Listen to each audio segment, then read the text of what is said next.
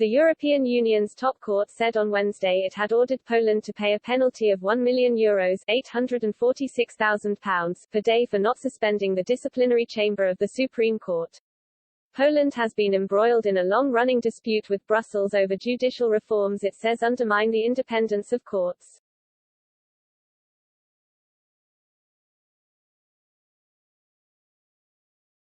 The row heated up in July when the Court of Justice of the European Union ordered the country to suspend the disciplinary chamber.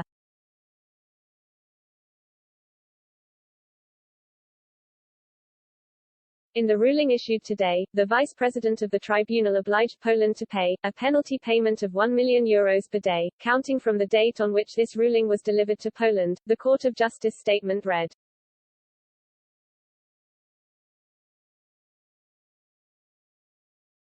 Poland has said it will abolish the chamber as part of broader reforms, but has not yet presented detailed plans.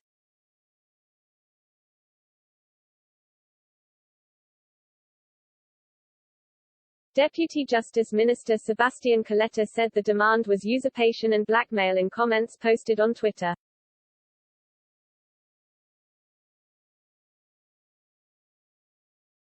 Reacting to the news, Generation Frexit leader Charles-Henri Gallois defended his call for member states to leave the bloc rather than disobeying at the risk of being punished by Brussels.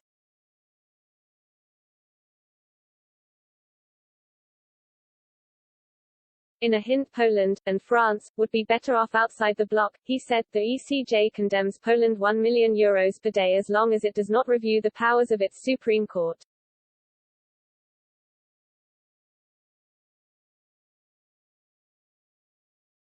Now we'll see if it goes to bed. Yet it is so easy to regain control through Frexit rather than disobeying.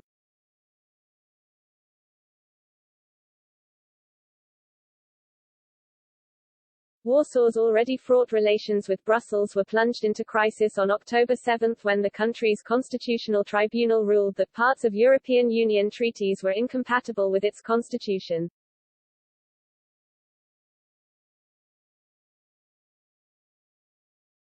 Poland was already at risk of losing billions in EU funds for failing to comply with demands to roll back the judicial reforms that Brussels says undermine the independence of the country's courts.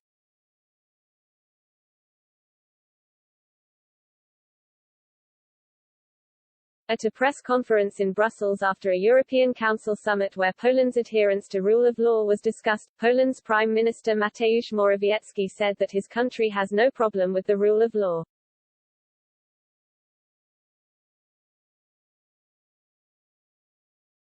He added that the European Union has large competences but these were not boundless, and that the bloc could only function within those assigned competences.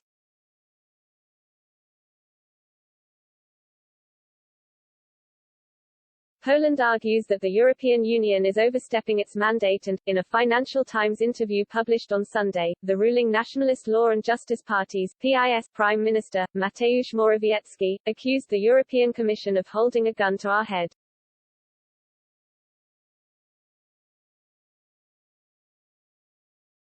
The Polish leader warned the EU Commission was at risk of starting a Third World War by making demands on the rule of law.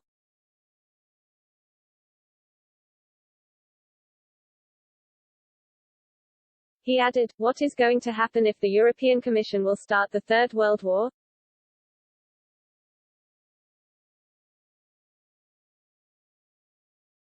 If they start the Third World War, we are going to defend our rights with any weapons which are at our disposal."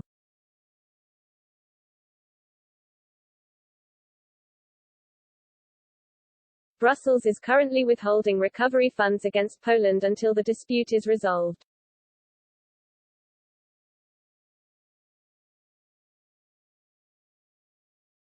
But the Polish leader said, "We will get this money sooner or later."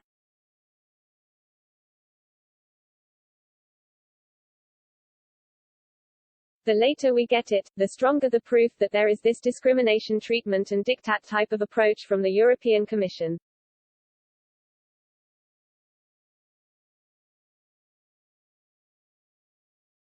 French President Emmanuel Macron said on Friday that Europe was waiting for concrete gestures from Poland to solve the current spat with the European Union over the independence of the Polish judiciary.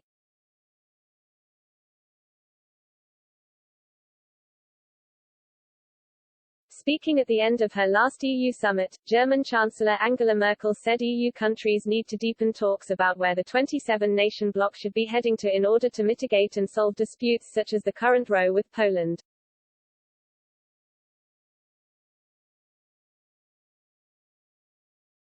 She told reporters, "There is the issue of the independence of justice, but also underlying the question, which way is the European Union heading, what should be a European competence and what should be tackled by nation-states."